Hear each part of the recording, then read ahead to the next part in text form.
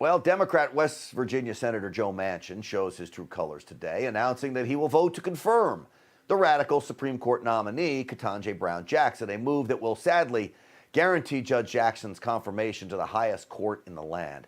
At the beginning of the week, all America knew about Judge Jackson is what Team Biden and the fake news media told us. Nothing about her track record as judge, only that she's a black woman. But when Senator Marsha Blackburn asked the simple question, what is a woman? This is how the Harvard Law School graduate and potential Supreme Court justice responded. Watch. Can you provide a definition for the word woman? Can I provide a definition? No. Yeah. I can't. You can't? Not in this context. So I'm not a biologist. Okay. I have to believe she can provide the definition, but what's her body language signaling? Please welcome behavior and body language expert, former U.S. Army interrogator, Greg Hartley is here. Greg, welcome. Thanks. Glad to be here. So what is she saying here, Greg? She says, no, she can't define a woman. Come on, I don't believe it. So this is like the world's worst job interview, and rightfully so. She's going to become one of the 9 most powerful people on earth. So it's a complex thing. She comes in there, and what she's doing is walking a knife's edge.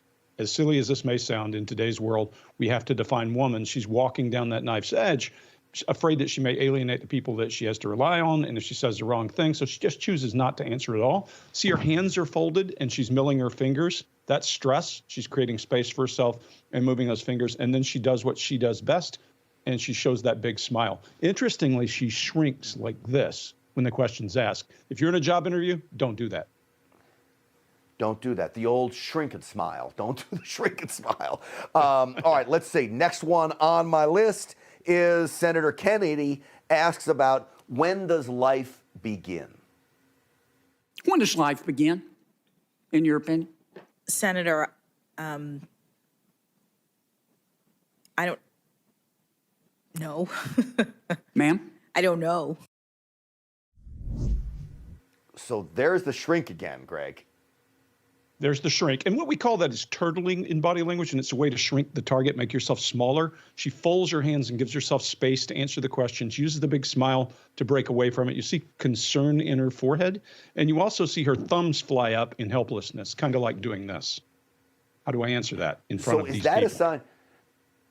The thumbs flying up is a sign of helplessness. Well, it's the same thing as holding your hands up. Her hands are folded, so when she throws her thumbs up, it's the equivalent of her raising her hands. Like, what do I do? And I think it's, look at her face. It's because she's sitting in front of people on both sides of the fence. Now, before that look, she also wasn't giving him any eye contact. She was really diverting away from him. Does that say anything? Well, I think you see a lot of really softballs coming from the left and hard questions coming from the right, as you will see in these things. And I think she knows where her strength is, so she's going to look to that. You know, it's just the nature of the, when you're, I have coached people who are going to become a CEO or a candidate, and they have to do the same thing when they're in front of a board, and some of the members like them, some don't. They have to manage that. So, yeah. Okay. Senator Hawley asked her about her light sentencing. This was a big theme during her hearing of people who had child pornography on their computer. Listen to this. And I ruled in every case based on all of the relevant factors. So you don't regret it? No one case, Senator, can stand in for a judge. I'm not asking you that. This is an example of a guy had come back to reoffend. She had only given him 3 months. He says, do you regret not giving him more than 3 months because he reoffended? And you saw her response there. Greg, what do you make of it? Yeah, she starts off, she's going to give you her, what her answer is. And you can see her open body language with that brow rising and some concern, and she's asking for approval. This is her on her baseline moving until he uses the question, so you don't regret it. And when you watch that, you see her close up.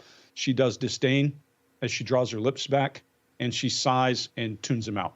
It's the end of the conversation. You know, you had talked about coaching CEOs before an interview before the board. I've got to believe she was coached. When you look at her through all of this, did they do a good job or a bad job? To me, it looks like a bad job. Well, I think it depends. Remember, this is probably one of the worst jobs on earth to try to get because both sides of Congress are coming at you. Both sides of the Senate are coming at you. And they're going to come in for different reasons, whether you're liberal enough or whether you're conservative enough, and whether you have any kind of methodology that you use. So I think it's hard to prepare for those questions. I think when she was asked questions that were substantive, in places she answered with the best she possibly could. In other places, some of these questions are kind of odd, for a person who's as educated and all of that, regardless of whether you like her politics or not. Yep, absolutely. Greg Hartley. Their culture is what we're dealing with. To write through, yeah, absolutely. Fascinating to run through this with you, as always. I want to put up your website because if anybody's interested in learning more about this, readbodylanguage.com. That's readbodylanguage.com. Greg Hartley, as always, have a great weekend. We'll see you next week. Thank you. See you next week.